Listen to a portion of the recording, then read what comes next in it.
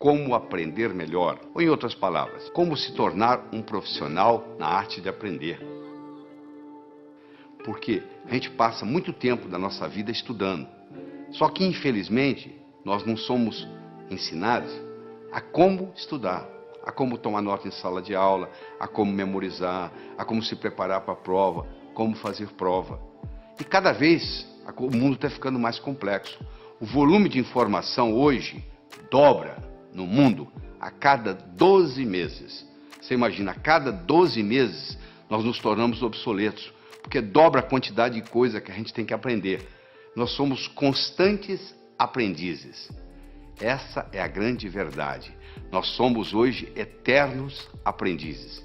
Antigamente a gente se formava, colocava o diploma na parede e vivia às custas dele. Hoje não dá. Hoje a gente tem que estar constantemente aprendendo coisas novas. O Frederick Heisroth, do MIT, escreveu na revista Spectrum que se você analisar os atributos das decisões profissionais até o ano 2030, o que vai ser importante para um profissional saber, ele determinou que mais de 85% vai depender da intuição e da percepção. Agora eu pergunto para você, qual foi a última aula que você teve de intuição? Ou qual foi o último ensinamento que você teve de percepção? As duas características mais importantes, determinadas por Frederick Heisroth, do MIT, sobre o que vai depender o nosso sucesso profissional, isso não é nem ensinado nas escolas. Quer dizer, se não é nem ensinado nas escolas, onde é que as pessoas vão aprender? Se você perguntar para qualquer jovem, você gosta de estudar? Não sei. Você gosta de aprender? Ah, de aprender eu gosto. Todo mundo gosta de aprender, não é verdade? O cérebro foi feito para aprender. Então, nós estamos sempre num processo de aprendizado. Agora, tem uma coisa interessante. Tudo aquilo que eu aprendo com os dois lados do cérebro fica comigo para o resto da vida. Se eu aprendo a andar de bicicleta, mesmo que eu passe 20 anos sem andar, se eu subir numa bicicleta, eu ando. Se eu aprender a nadar quando criança e passar, sei lá, 30 anos sem entrar na água, se eu entrar na água, eu nado. Por quê? Porque eu aprendi com os dois lados do cérebro. Infelizmente, aquilo que a gente aprende na escola, se você fizesse hoje uma prova, a última prova que você fez como estudante na sua vida, se você repetisse essa prova hoje, você não ia tirar nem metade da nota que você tirou naquela época, não é verdade? A maioria que você aprendeu, você esqueceu. Você esqueceu por quê? Porque você aprendeu só um lado do cérebro. Em pedagogia, existe uma parte da pedagogia chamada heurística. Heurística é o método educacional que consiste em fazer descobrir pelo aluno o que se lhe quer ensinar. Ou seja, o próprio aluno vai descobrindo o processo e quando você descobre aquilo, meu amigo, acabou, ninguém tira aquilo de você mais. Eu digo para o aluno o seguinte, se você entender claramente o que o professor está ensinando na aula, você não precisa estudar em casa, você já tem o material pronto. Como que eu vou, o que eu tenho que fazer? Eu vou anotar palavras? Eu vou anotar números? Não, você não vai anotar nem palavras, nem números, você vai anotar ideias. Então você tem que colocar um disco quebrado na sua cabeça quando você está assistindo a aula, e esse disco quebrado só diz uma coisa, o que ele ou ela quer que eu aprenda desse assunto. O que ele ou ela, professor, professora, quer que eu aprenda desse assunto. Esse disco quebrado vai ficar rodando durante todo o período da aula que você está assistindo. E você vai anotar não mais palavras ou números. Você vai passar a adotar ideias. Esse aqui é o grande segredo. Quando nós somos crianças, nós não temos nenhum medo de errar. Eu estou cansado de ver casais que vão com os filhos passar 1, 2, 3 anos fora, vão para os Estados Unidos, por exemplo. As crianças voltam falando inglês e o pai e a mãe não voltam falando inglês tão bem quanto as crianças. Porque o pai e a mãe ficam naquele negócio. Bom, quando eu estiver falando bem, aí eu vou falar. Só que para falar bem tem que praticar. Como a criança não tem essa dificuldade, ela não tem esse problema, o que acontece? Ela fala. Porque o erro é parte integrante do processo de aprendizado. O erro, quando bem interpretado, é altamente pedagógico. Quando tudo dá certo, você não aprende nada. Agora, quando dá errado, você pode aprender com o erro. Então, a primeira sugestão que eu tenho para você, erre, porque é errando que você aprende. Se você fica com muito medo de errar, o que acontece? Você não aprende nada. Existem pessoas que se fecham totalmente. Elas acham que já passou o tempo de escola, que agora não precisa aprender mais nada, que o que ela aprendeu é o suficiente para o resto da vida, o que não é verdade. Como o conhecimento dobra a cada 12 meses, aquilo que você aprendeu provavelmente vai servir muito pouco, porque muita coisa vai modificar. O mundo hoje não é mais de quem sabe, o mundo hoje é de quem aprende. Porque quem sabe pode saber coisas que são obsoletas, que não servem mais. Muitas vezes o que atrapalha a gente não é o que a gente não sabe, é o que a gente sabe e que não funciona mais. E a gente aprende com o quê? A gente aprende com o cérebro. Então, se você me permite, eu vou ter uma conversa com você agora sobre a estrutura cerebral, sobre a anatomia e sobre a fisiologia cerebral. Nós temos, na realidade, dentro do nosso cérebro, dentro do nosso crânio, melhor dizendo, 3 cérebros. Nós temos o cérebro reptiliano porque nós herdamos dos répteis. Temos o cérebro neomamífero, que herdamos dos mamíferos. E temos a neocórtex, que é a parte característica dos primatas superiores, dos animais superiores, como faz parte o homem. O cérebro reptiliano é o cérebro que dá inteligência física, é o seu coração bater, é o seu pulmão respirar, isso faz parte do cérebro reptiliano, é a temperatura do seu corpo, tudo isso é cuidado pelo cérebro, é o cérebro físico. Já o cérebro emocional, também conhecido com o nome de sistema límbico, ele cuida das suas emoções. E finalmente o neocórtex cuida da parte da cognição, cuida da parte cognitiva dos primatas superiores, que é o homem. Então nós temos um domínio sobre os outros dois, teoricamente. Porque muitas vezes o cérebro emocional toma conta. É aquele indivíduo tranquilo, que não reage a nada, e de repente num trânsito, num dia de movimento, num engarrafamento, ele sai do carro dele e mata alguém. Aí ele teve o que se chama um sequestro amigdaliano. Ou seja, a amígdala dele, a amígdala cerebral, não é a amígdala da garganta, não. A amígdala cerebral, que é parte desse sistema emocional, tomou conta. É importante você entender isso, porque a parte emocional do cérebro, ela interfere na parte cognitiva. Ou seja, para nós pensarmos bem, nós precisamos da parte cognitiva em si e da parte emocional. Nós precisamos dos dois componentes para fazer o pensamento. Antes a gente pensava que uma coisa era separada da outra. Hoje nós sabemos que não. O cérebro reptiliano nós herdamos dos répteis. O réptil não tem emoção. Se você tiver um jacaré ou uma serpente como animal de estimação, se você ficar 15 dias fora de casa, ela não vai ficar com saudades. Você não vai chegar, ela vai banar o rabinho como o seu cachorro faz. O seu cachorro não. Se você tem um cachorro, ele já tem uma estrutura límbica. Esse vai sentir saudades. Esse vai ficar alegre na hora que você chega. E o neocórtex, teoricamente, é para controlar tudo isso aí. Teoricamente, para controlar. Às vezes não controla. Esse neocórtex ele se divide em 2 hemisférios. O hemisfério esquerdo, que é lógico, que é matemático, que é verbal, que é digital, e o hemisfério direito, que é analógico, que é visual, que é intuitivo. É mais ou menos assim, um passarinho para voar precisa de 2 asas. Uma parte é racional, a outra parte é emocional. Fizeram estudos em 1940 e pouco, até o Roger Spear, que fez o estudo, ganhou o prêmio Nobel de Medicina, mostrando que se você seccionar uma estrutura chamada corpo caloso, que separa o hemisfério esquerdo do direito, você vê que eles têm essas funções totalmente diferentes. E quando cerrado, quando cortado o corpo caloso, eles começam a trabalhar de uma forma independente e às vezes muito problemática. Alguns dos pacientes comissurotomizados, chamava-se comissurotomia essa cirurgia, um deles não conseguia sair de casa. Ele abotoava a camisa com a mão direita, desabotoava com a mão esquerda, abotoava com a mão direita, desabotoava com a mão esquerda. Porque um cérebro não coordenava com o outro. No cérebro está armazenada a nossa inteligência, que nos diferencia dos outros animais. O que é a inteligência? Eu estou perguntando para você agora, o que você acha que é inteligência? Qual seria a sua definição de inteligência? Deixa eu lhe dar uma definição de trabalho.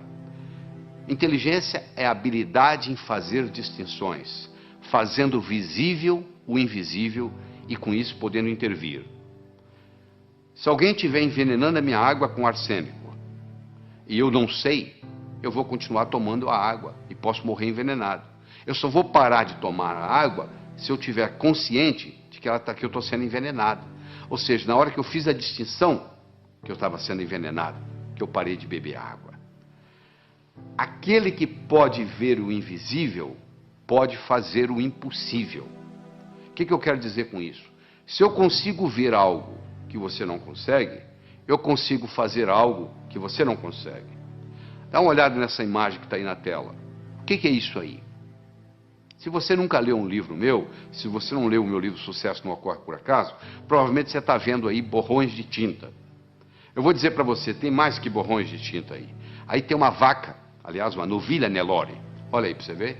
Agora você viu, né? Sabe por que você viu? Porque eu lhe dei o referencial. Você está vendo as orelhas, os olhos, o focinho. Está aí a vaca. Agora que você viu, agora que você tem o referencial, agora eu posso tirar o referencial daí, eu vou tirar, continue olhando para os olhos da vaca. Olha que interessante, agora você consegue ver a vaca. Por que você consegue ver? Porque eu lhe dei um modelo antes de você olhar para a figura. Aí você olhou, você teve o referencial, e aí depois que você teve o referencial, você consegue ver independente do referencial. Ou seja, você ficou mais inteligente para ver essa figura. Você agora vai ver coisa que outros que não estão treinados não são capazes de ver. Howard Gardner, o professor de Harvard, que está lá há muitos anos, desenvolveu o conceito das inteligências múltiplas. Ele começou dizendo que havia pelo menos 7 inteligências, hoje já chega a 9. Eu quero discutir com você aqui as 7 inteligências iniciais de Howard Gardner. A primeira inteligência é a inteligência lógico-matemática, que em geral os homens têm um pouco mais desenvolvido que as mulheres. Você deve conhecer vários matemáticos famosos. Me cita algumas matemáticas famosas. Provavelmente você teria dificuldade, não é verdade? Em geral, os homens são mais racionais do que as mulheres. Até as mulheres reclamam. Meu marido é racional demais. Exatamente isso. Eu tive a oportunidade de escrever um livro, Como Passar no Vestibular.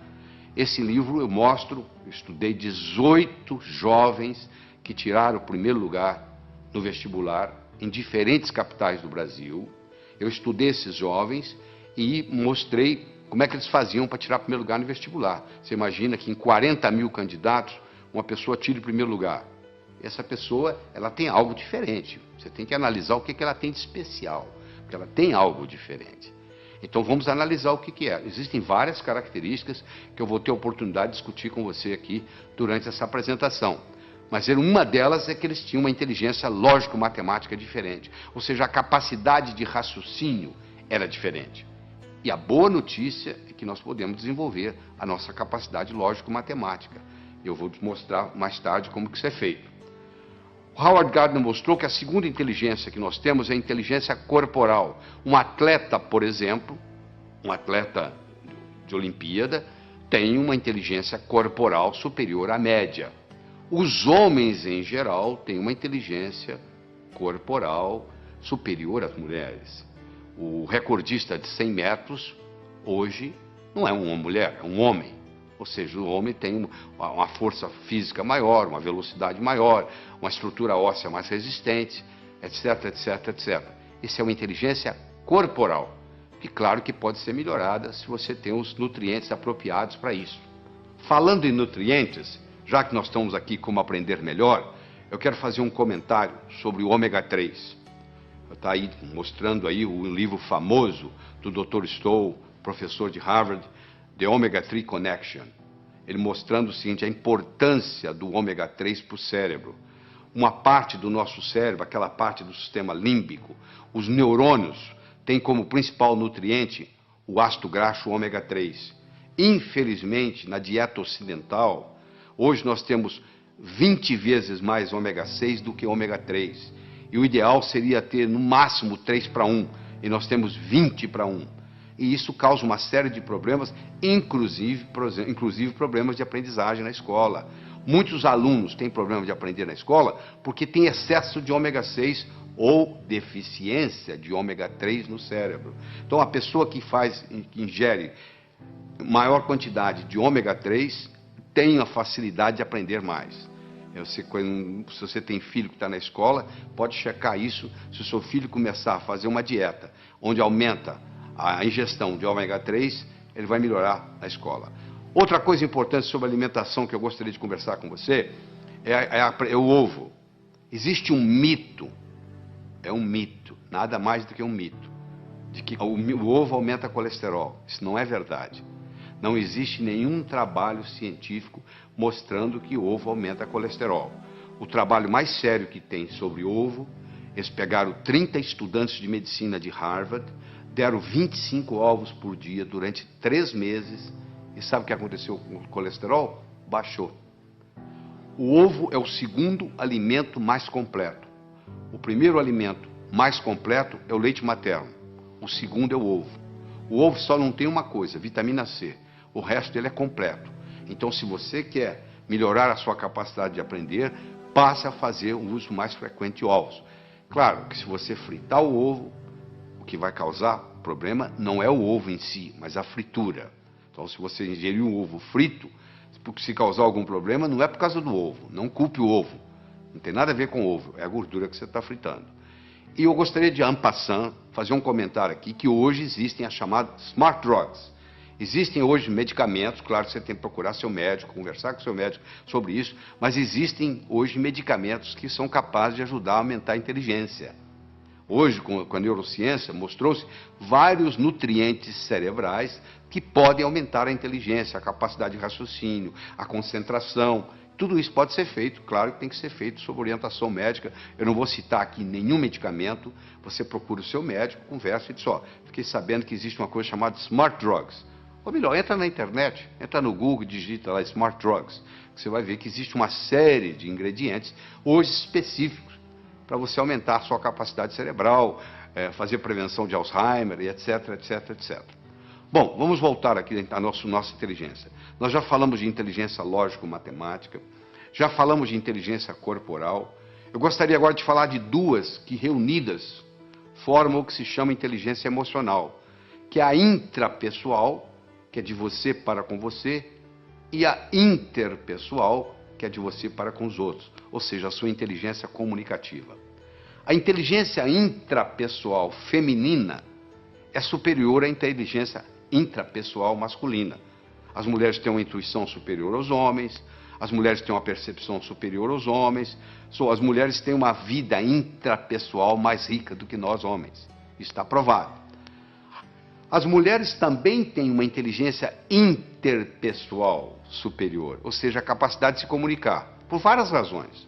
Primeiro que desde criança, para obter o que querem junto aos irmãos mais fortes fisicamente, elas já tinham a capacidade de persuasão. E segundo que elas têm uma inteligência linguística superior aos homens. Uma menina de 3 anos tem um vocabulário muito superior a um menino de 3 anos. Ou seja, as mulheres têm uma inteligência linguística, e isso superior aos homens, e isso facilita no processo da comunicação. A próxima inteligência é a inteligência musical, que é mais ou menos equilibrada entre homem e mulher. E finalmente, a sétima inteligência que eu quero mencionar aqui é a inteligência espacial, que o homem tem superior à mulher. A mulher ficava na caverna, o homem ia trabalhar. De metrô? Não. De ônibus? Não. Ele ia andando. Onde que era o escritório dele? Na selva. Ele ia caçar. Todo dia no mesmo lugar? Não. Um dia ia para o norte, outro para o sul, outro para o leste, outro para o oeste. E de noite ele tinha que voltar para casa. E ele tinha que sair fora dos inimigos. Ele tinha que tomar cuidado para não confundir a caverna dele com a dos outros. Então ele desenvolveu esse senso espacial. Tanto é que quando o seu marido vai passear com você de carro e ele se perde, e você diz para ele assim, ô bem, para ali no posto e pergunta. Ele fala, não, eu sei onde eu estou. Até que ele se dá conta que ele não sabe. Aí ele fala o seguinte, eu vou parar e você pergunta, tá? Porque é uma vergonha o homem não saber voltar para a caverna. Então nós conversamos até agora sobre as 7 primeiras inteligências de Howard Gardner. A lógico-matemática, a corporal, a intrapessoal, a interpessoal, a linguística, a musical e a espacial. Agora eu quero conversar com você sobre como você aumenta essas inteligências. No processo de aprender, tem 3 modos básicos. Ou a gente aprende olhando, ou a gente aprende escutando, ou a gente aprende fazendo. Nem todo mundo aprende do mesmo modo. Tem pessoas que são visuais. Bate o olho, está resolvido. Tem pessoas que são auditivas, só precisa escutar. E tem pessoas que precisam fazer. Então você pergunta assim, tomar nota em sala de aula é bom ou ruim? Eu falo, depende do seu tipo de aprender. Se você é o tipo sinestésico de aprender, tomar nota em sala de aula vai te fazer uma diferença enorme, porque você tem que estar anotando. Agora, se você é do tipo visual ou do tipo auditivo, já não faz muita diferença. Olha que interessante. Às vezes uma família tem uma criança, um filho, todo mundo na família sabe que aquela criança é super inteligente. E a criança não se dá bem na escola. E vem reclamações, etc. e tal. E aí eles taxam que essa criança tem o que se chama de learning disability. Ou seja, tem uma dificuldade de aprendizagem. Só que essa criança, muitas vezes, ela é sinestésica. E o sistema ensinado na escola, em geral, é audiovisual. O professor, a professora, o que fala, escreve lá no quadro. E essa criança é inquieta, porque ela tem que fazer, ela é sinestésica. E ela não aprende. Não é porque ela não tem a capacidade de aprender, é porque o sistema de ensino não está apropriado a ela. Não é uma learning disability, é sim uma teaching disability. Esses que não estão sabendo ensinar. Existem testes, você pode fazer teste, eu tenho livros sobre a comunicação global, no último capítulo tem um teste, você pode olhar, você faz um teste em 10, 15 minutos, você tem uma ideia, se você é mais visual, se você é mais auditivo, se você é mais sinestésico.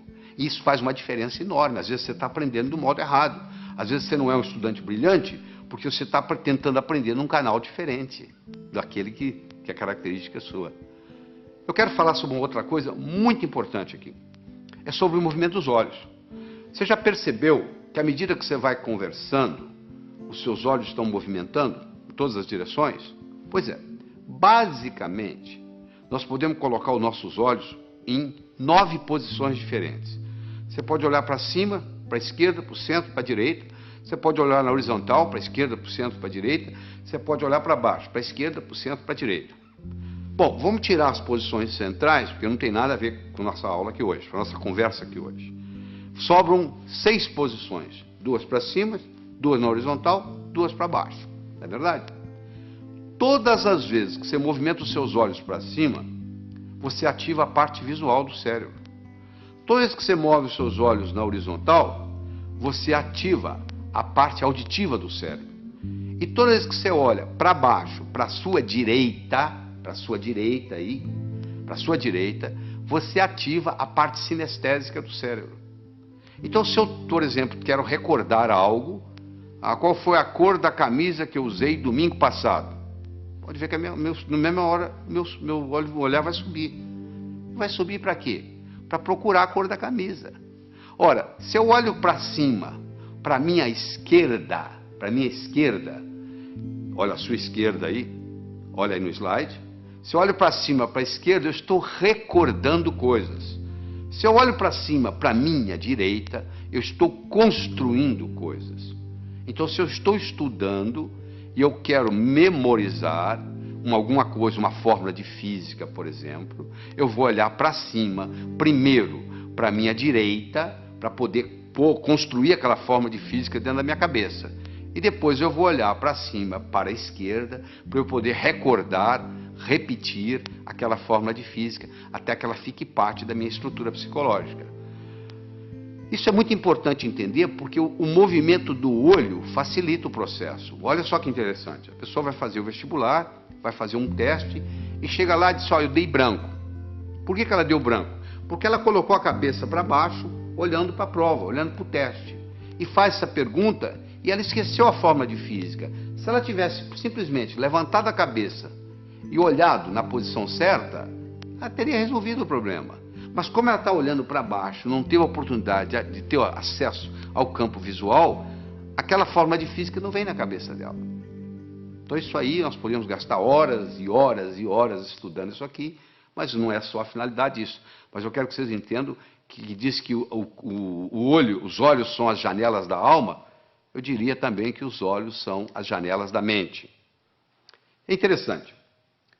Todos os estudos feitos até agora, em todos os países onde foi feito, não existe nenhuma correlação entre a nota que se tira na escola e o sucesso que se tem na vida. Em outras palavras, eu posso ter um estudante medíocre, que vai ser um grande empresário, ou eu posso ter um CDF, que não vai dar nada na vida. Não existe nenhuma correlação. É importante você pensar isso. Por que não existe uma correlação? O Dr. Rift fez isso nos Estados Unidos e provou que não havia nenhuma correlação, e outros repetiram esses estudos no mundo todo. Por que não existe? Porque talvez a escola esteja ensinando coisas que não têm muita aplicabilidade.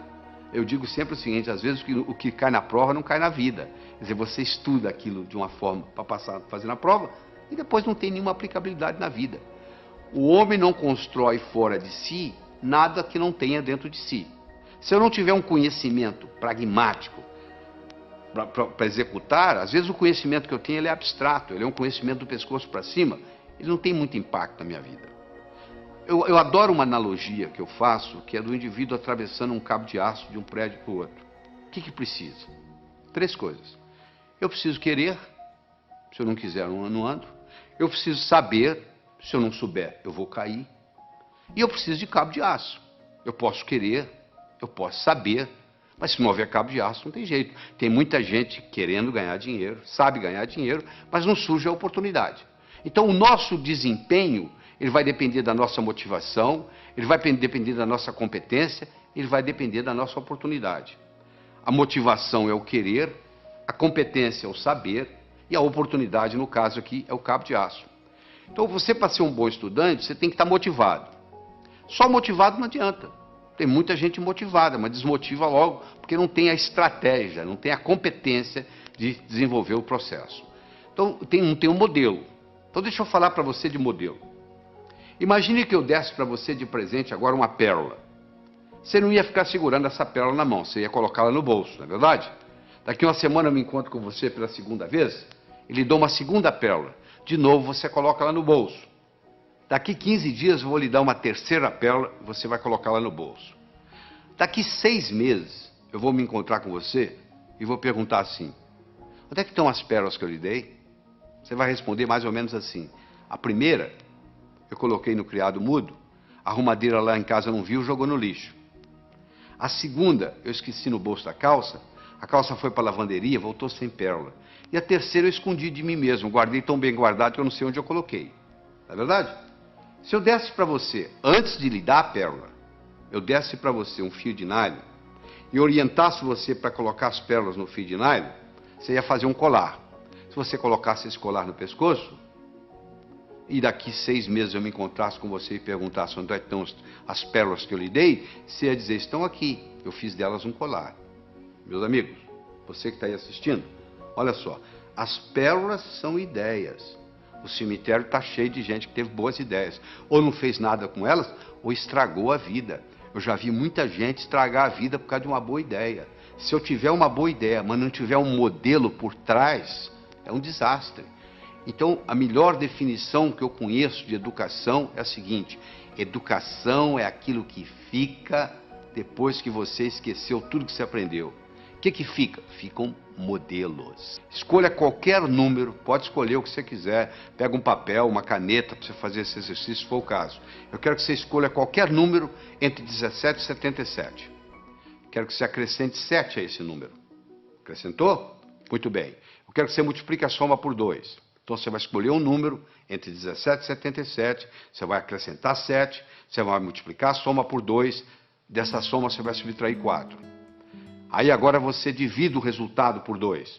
Então você escolheu o número, você acrescentou 7, você multiplicou a soma por 2, você subtraiu 4 e você dividiu o resultado por 2. Agora você subtrai o número original. Subtraiu? Pois é, você sabe qual é o resultado? Não precisa falar não que eu já sei. 5. Sabe por que eu sei? Porque eu criei um algoritmo cujo resultado dá 5. Quer ver? Olha só, eu criei um algoritmo assim. Você escolhe um número X, você acrescenta 7 a esse número, tá certo? Aí você pega esse resultado, x mais 7, multiplica por 2, dá 2x mais 14. Você pega esse 2x mais 14, você tira 4, dá 2x mais 10. Você pega esse 2x mais 10, divide por 2, dá x mais 5. Você tira o número original, que é x, o que sobra? 5. Não é mágica, não, isso é tecnologia. O resultado vai dar 5, não tem nenhuma dúvida. Então eu criei um algoritmo cujo resultado é 5. Do mesmo modo que eu posso criar um algoritmo para ter sucesso profissional, e o resultado vai ser sucesso. Então, quando eu tenho um algoritmo, quando eu tenho um programa testado, e eu coloco aquilo na minha estrutura psicológica, o resultado é muito simples, tudo. Eu mencionei que eu escrevi um livro chamado Como Passar no Vestibular. Esse livro foi fruto de um trabalho onde eu trouxe a São Paulo 18 jovens que tiraram o primeiro lugar no vestibular em diferentes capitais do Brasil. Eu trouxe 19 professores de cursinho, com pelo menos 15 anos ensinando gente a passar no vestibular, e vários vestibulandos, primeiro aluno de turma de grandes cursinhos em São Paulo. Durante 12 horas, nós respondemos apenas uma pergunta: o que faz um jovem passar em primeiro lugar no vestibular? E depois de toda essa análise, nós descobrimos 3 coisas básicas, que existem em todos os que passam em primeiro lugar. Primeiro é a autoconfiança. Só a autoconfiança não faz você passar no vestibular. Sem autoconfiança, você não passa no vestibular. Então, nós vamos ensinar a desenvolver a autoconfiança. Isso é importante. Aquele branco que dá na prova, muitas vezes, é falta de autoconfiança. Então, a autoconfiança é fundamental. Todos esses jovens que passaram em primeiro lugar no vestibular tinham confiança de que iam passar no vestibular. Essa é a primeira coisa. Segundo, todos eles tinham motivação para estudar. O vestibular não era um obstáculo, era uma etapa, porque a visão deles estava lá na frente. O que eles iam fazer depois de formado? Eles já estavam pensando lá na frente. E aquele vestibular era nada mais, nada menos do que uma etapa, e não um obstáculo. E todos esses 18 jovens que tiraram o primeiro lugar, eles tinham estratégia em tomar nota em sala de aula, estratégia em se preparar para a prova, estratégia em fazer prova, estratégia em estudar em casa. Tudo isso, estratégia em ler, estratégia em memorizar, todos eles, sem exceção, usavam mnemônicos, usavam um processo de memorização, provando que todos nós temos uma ótima memória. Às vezes nós não sabemos usar essa memória. A Helen Keller, que como você sabe era surda, era cega, e etc, etc, etc, e acabou sendo uma grande escritora, eu recomendo você ler a biografia de Helen Keller, que é fabulosa.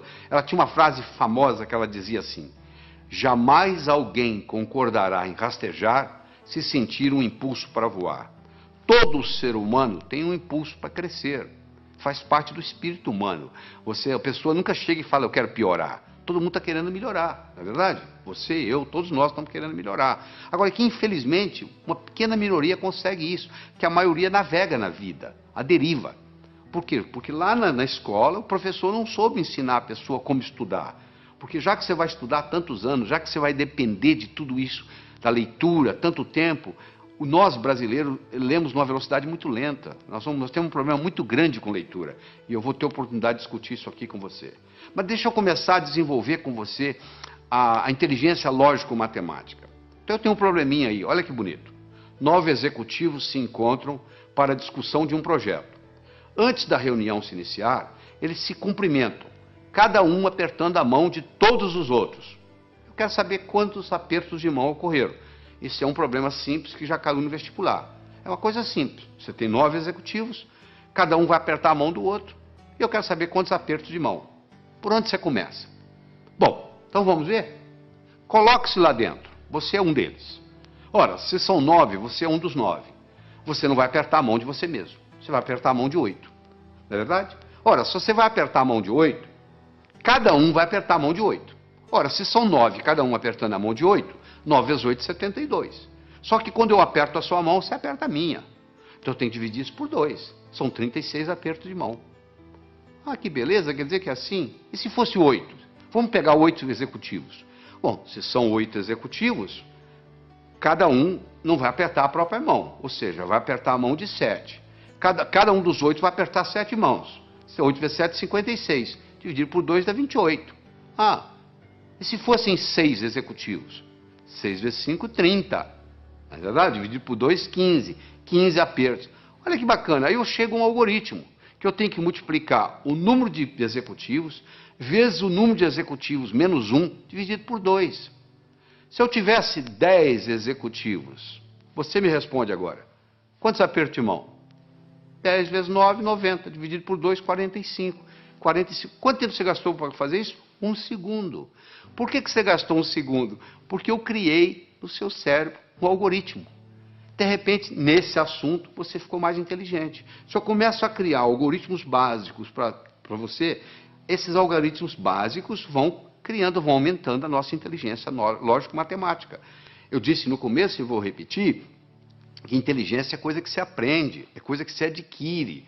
Só 15% da nossa inteligência é herdada. 85% é adquirida. Em qualquer fase, em qualquer idade, em qualquer profissão, nós podemos melhorar a nossa inteligência. Essa é que é a boa notícia que eu tenho aqui para todos nós. Fundamental. Você acabou de aprender e agora. Quer dizer, quando você encarar um problema desse, 9 executivos, 10, 11, 12, 8, 7, agora que você tem um algoritmo, ficou relativamente simples. Deixa eu conversar um pouquinho sobre a autoconfiança. Se eu colocar uma tábua de 40 centímetros de largura, 10 metros de comprimento aqui no chão, você consegue andar nela. Essa mesma tábua colocada entre 2 postes, já não é a mesma coisa. Você vai lá e treme na base e não anda. Fazer a prova sozinho em casa é uma coisa. Fazê-la no dia do teste, no dia do concurso, no dia do vestibular, é outra coisa muito diferente. É mais ou menos assim, em casa eu estou andando com a tábua no solo. E lá no dia eu estou andando com a tábua lá em cima. Então tem muita gente que se assusta, porque quando chega na hora do teste, chega na hora da prova, chega na hora do vestibular, chega na hora do concurso público, treme na base. Porque é como se estivesse andando na tábua lá em cima. Então essa parte é muito importante. No atletismo é a mesma coisa. Às vezes o jogador perde o jogo, às vezes o time perde o jogo, porque o jogador não tem autoconfiança. Ele teve uma briga com a namorada, entra em campo psicologicamente mal, cai o nível de rendimento, faz uma besteira, e ali começa aquela história, e dali para frente você já viu o que acontece. Então é muito importante nós entendermos esse aspecto. Deixa eu dar só um exemplozinho. Vamos imaginar que você gosta de futebol, tá? Que você está domingo à tarde assistindo uma partida de futebol. E o seu time, fizeram um pênalti contra o seu time, e o atacante principal do seu time vai bater o pênalti. E ele bate o pênalti, só que a bola pega na trave. Se você observar esse atacante, nos próximos 10 minutos, ele joga mal. Por que ele joga mal? Porque ele fica ruminando aquilo, poxa, perdi uma oportunidade de fazer meu time ganhar, poxa, perdi o pênalti. Então, até ele se recuperar daquilo, leva um tempo. Imagina você está fazendo uma prova de 80 perguntas. Você tem 4 horas para terminar a prova. Você encara o primeiro problema. Você fica 7, 8 minutos no problema e não consegue resolver. Sabe como é que a sua autoestima faz? Vai lá no pé. Pronto, a sua autoconfiança acabou. O resto da prova você já não tem o mesmo desempenho mental. Olha que interessante. Para fazer prova existe estratégia. Você quer estratégia? Você lembra quando você era criança, você jogava vareta? Soltava as varetas na mesa? Qual que você pegava primeiro? A mais fácil. E depois? A mais fácil. E depois? A mais fácil. Você não ia buscando a mais fácil? Então, na prova é a mesma coisa. Você tem que pegar a prova e dividir ela em questões A, B e C. A são aquelas perguntas que você sabe responder. B são aquelas que você sabe responder, mas que vai dar um pouco de trabalho. E C são aquelas que você não sabe se vai responder. Você responde às A's, marca as B's e pula as C's. Aí quando você terminar as A's, você já fez bastante ponto, a sua autoestima já está elevada, você vai e resolve as B's. Se sobrar tempo, você vai encarar as C's. E se não der, você então entra com a estratégia de chutar. Você entendeu? Mas é uma estratégia simples, é a estratégia de jogar vareta. Mas uma pessoa que não tem essa estratégia simples na cabeça, ela encara uma prova, um concurso, ela pensa que tem que responder na ordem, 1, 2, 3, 4, 5, 6. Por azar, ela pega uma pergunta que é difícil para ela, que ela não sabe a resposta, e ela perde ali 6, 7, 8 minutos, e sai dali desanimada, já, a autoestima já lá embaixo. Olha o impacto que tem. Uma explicação simples dessa, olha a contribuição que faz para você, olha a diferença que isso faz. Vamos continuar no nosso processo lógico-matemático? Então eu tenho mais um probleminha para você. Olha aí. Um comerciante comprou uma cadeira por $70. Vendeu-a logo em seguida por 80. Comprou de volta a mesma cadeira por 90 e vendeu-a novamente por 100. Quanto foi o lucro dele nessa transação? Então ele comprou a cadeira por 70, vendeu por 80. Comprou a mesma cadeira por 90, vendeu por 100. Eu agora vou dar um tempinho para você. Você vai ter que me responder aí o que você acha. Quanto que ele ganhou ou perdeu nessa transação. Primeiro você vai decidir se ele ganhou ou se ele perdeu. E quanto foi? Ele comprou por 70, vendeu por 80. Comprou a mesma cadeira por 90, vendeu por 100. Ele ganhou ou perdeu? Bom, eu faço isso nos meus cursos e eu obtenho 3 tipos de resposta. Que ele ganhou 10, que ele não ganhou nada e que ele ganhou 20. Então, se tem 3 respostas para o mesmo problema de matemática, uma está certa e 2 estão erradas. Então, tem alguém errando. Eu não sei qual o seu raciocínio no momento.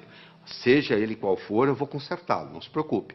Mas você tem que fazer isso junto comigo aqui agora. Eu vou voltar no slide para você garantir que você está me acompanhando. Um comerciante comprou uma cadeira por 70, vendeu logo em seguida por 80. Comprou de volta por 90 e vendeu novamente por 100. Qual foi o lucro dele nessa transação? Então você vai ter que decidir se é o 1, se é o 2, se é o 3. Se ele ganhou 10, se ele não ganhou nada ou se ele ganhou 20. Se você acha que ele ganhou 10, você fez um tipo de raciocínio que está exposto aí no slide para você ler em detalhes. Você raciocinou de um modo que o seu resultado foi 10. Né? Você acompanha aí o raciocínio na tela aí, foi o raciocínio que você fez.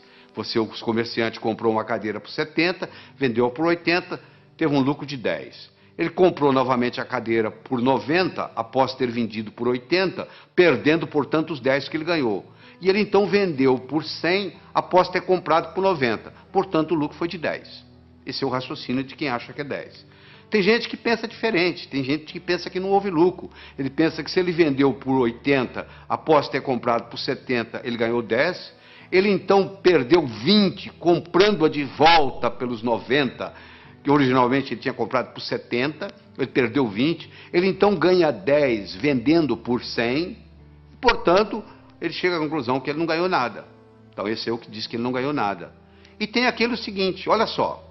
Se ele comprou a cadeira por 70 na primeira vez e comprou por 90 na segunda, ele desembolsou 160 no total, não foi?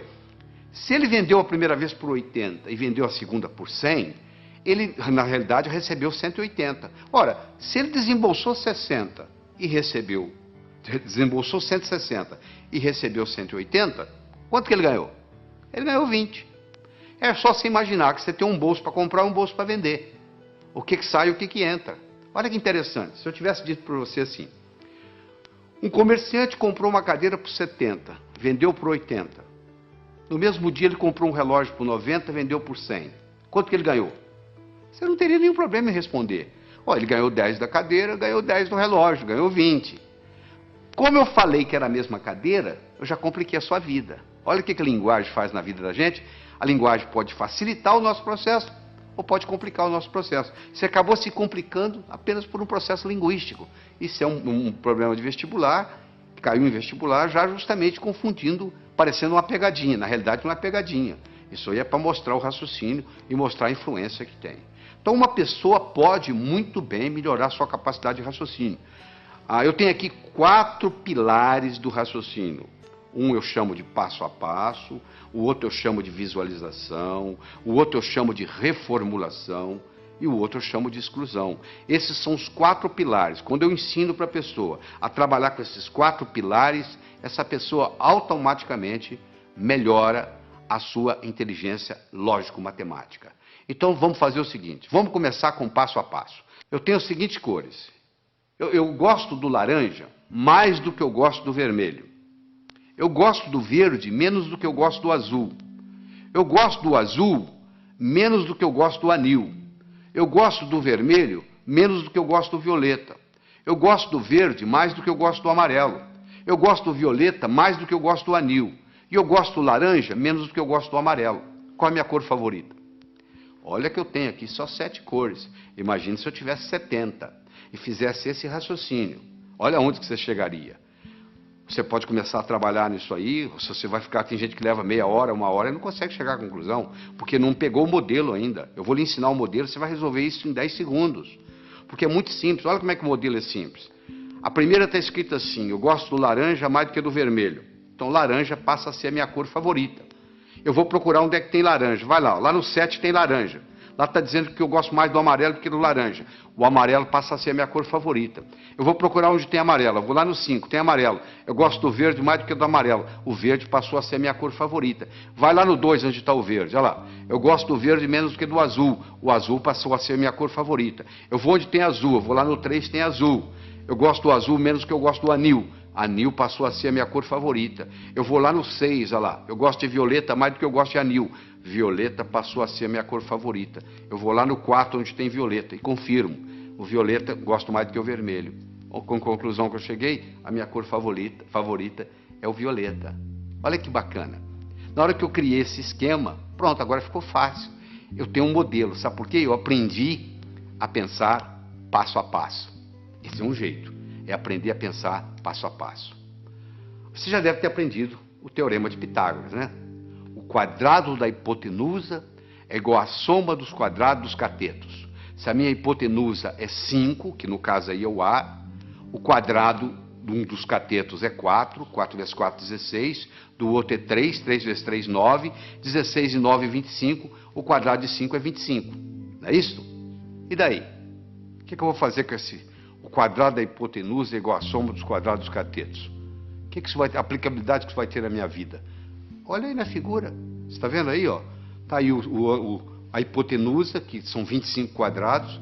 Um cateto, que é o B, é 4, dá 16 quadrados. O outro é 3, dá 9.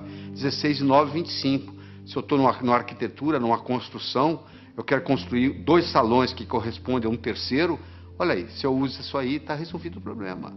Olha a aplicabilidade que isso tem. Agora que você visualizou, você entendeu a aplicabilidade, agora você tem motivação para aprender. Então uma coisa é o passo a passo, outra coisa é a visualização. O terceiro pilar do pensamento é a reformulação. Quanto que é 2/3 de uma metade? Você sabe? 2/3 de uma metade. Metade de 2/3 é 1/3. Então, você reformulou, mudou a ordem e resolveu. Às vezes você não resolve o problema porque você não está sabendo reformulá-lo. Você reformulou, você está numa prova, reformula o problema. Às vezes você não resolve daquele jeito. Você tem dificuldade em dizer quanto é 2/3 de uma metade, mas você não tem dificuldade em dizer quanto que é metade de 2/3. Falou?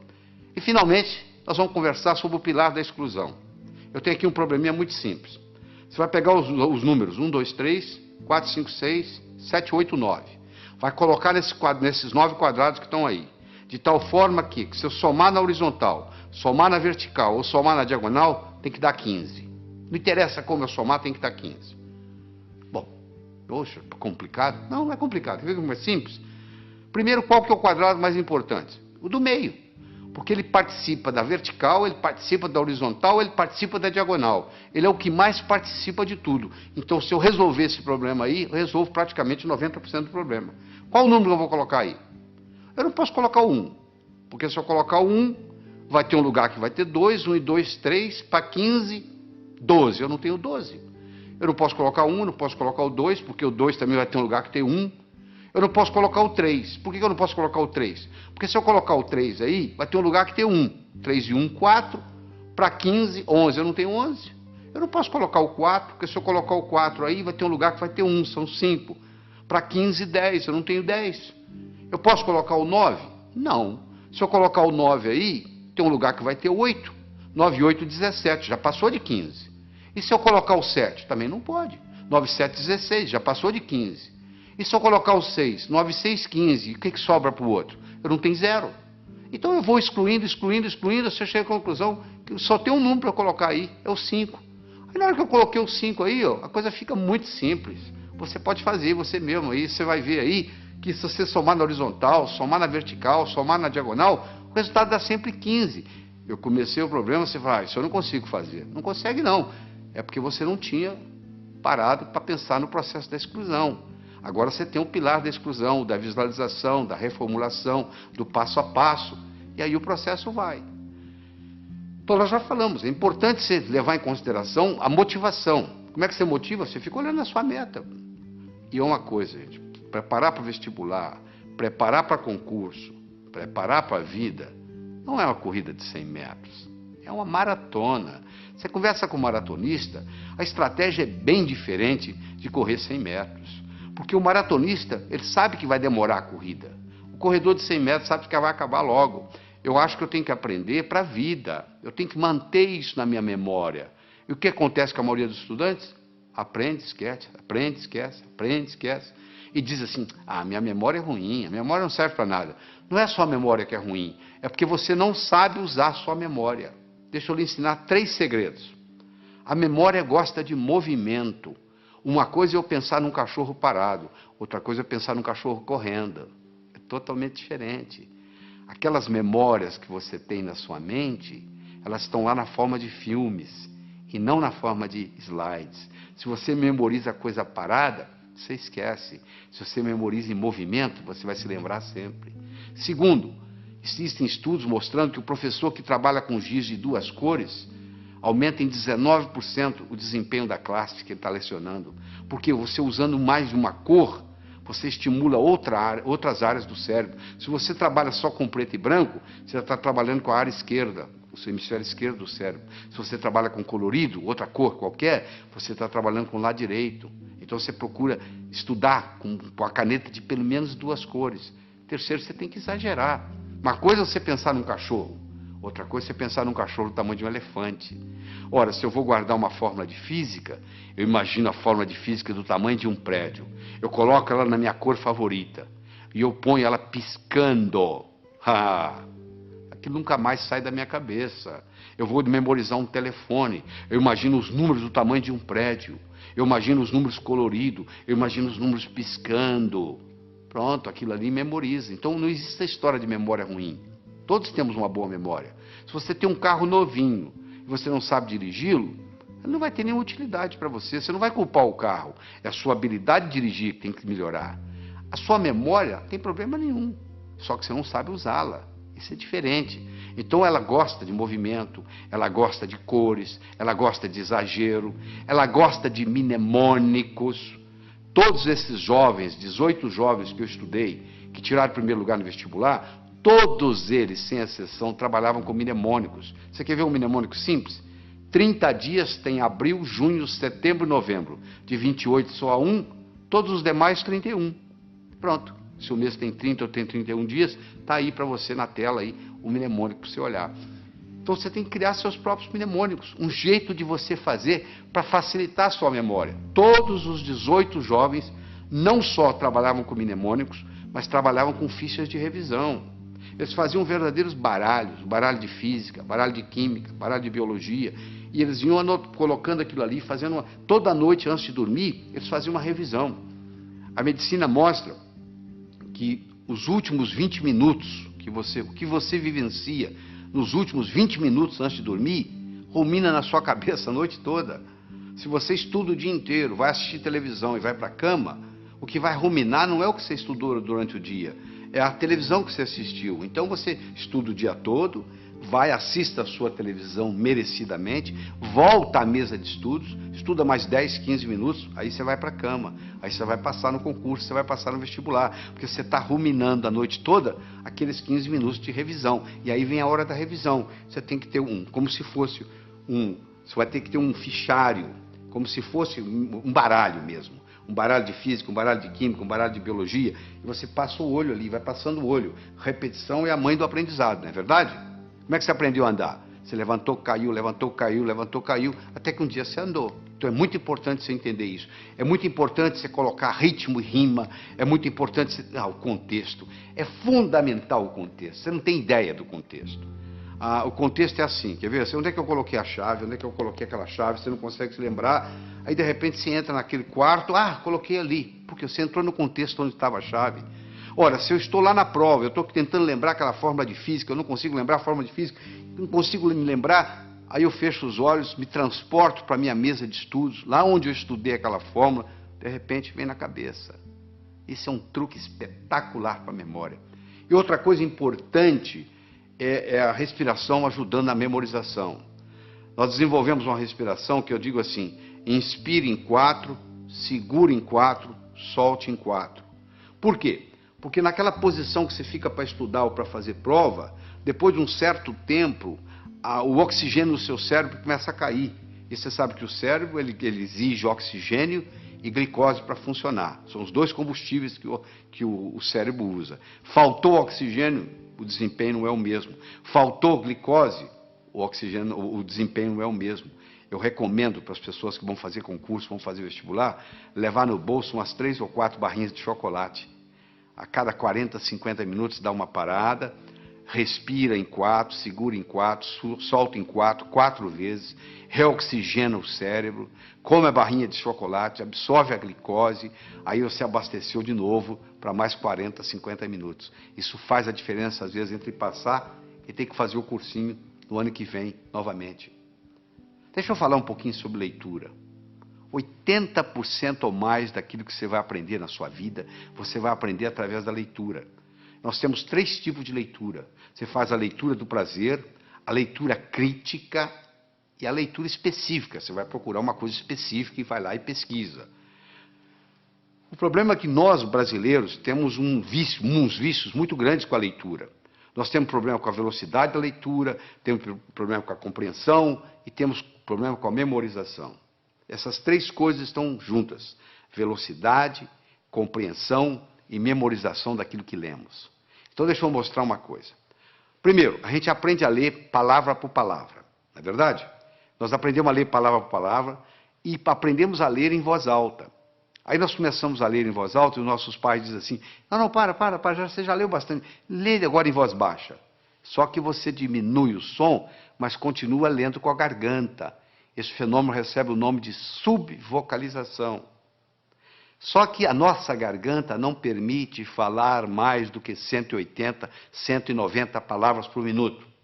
Se você lê com a garganta, e a maioria lê, porque se você colocar uma pessoa lendo em silêncio e colocar um eletrodo aqui na área da laringe, você vai perceber que à medida que ela vai lendo, ela vai ativando a laringe. Se você tem esse vício de subvocalização, você está limitado a 190 palavras por minuto. Olha que interessante.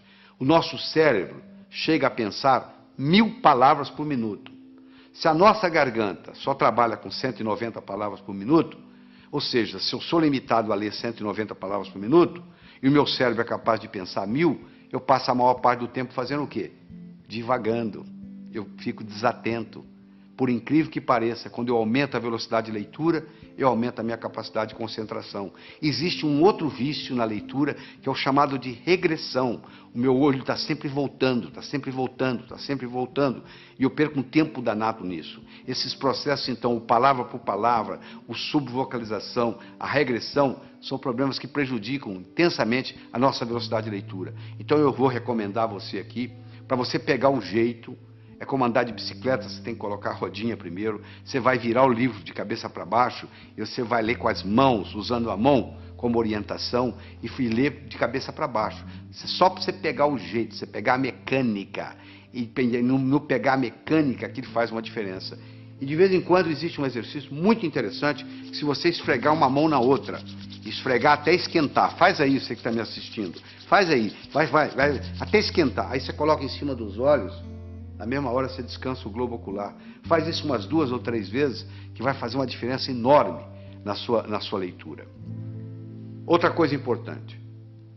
Anote, não palavras, nem números. Anote ideias.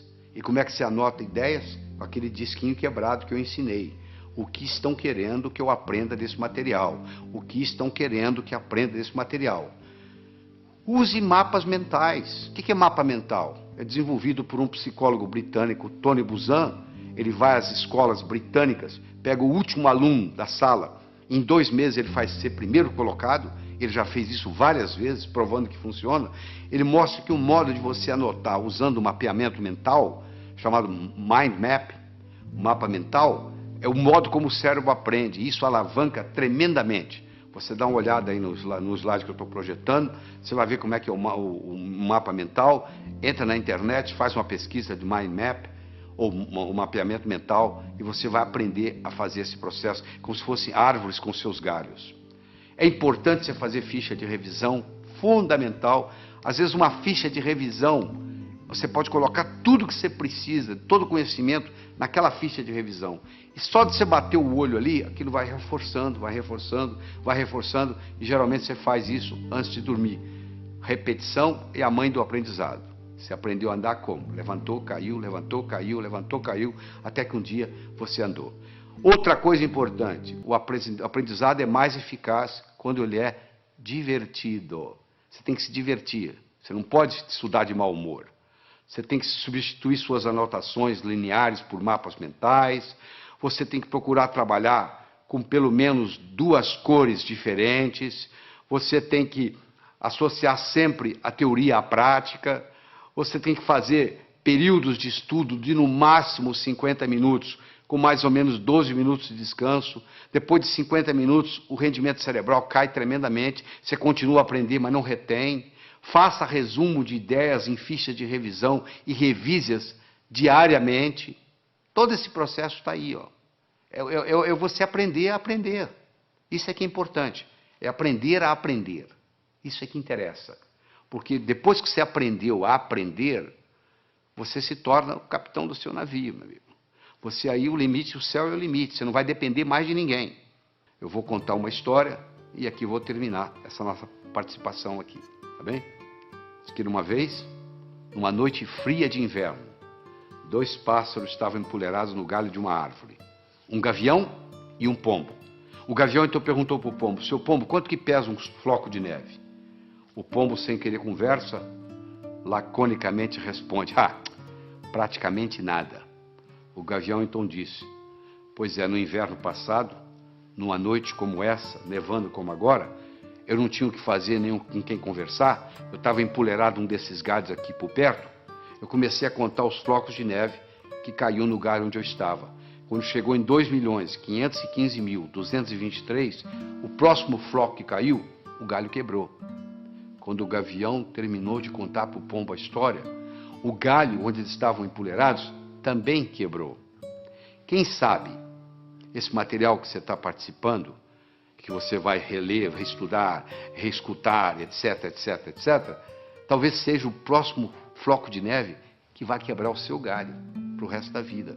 Porque hoje, no mundo do conhecimento, antigamente, na época da terra, valia quem tinha terra. Na era industrial, valia quem tinha dinheiro.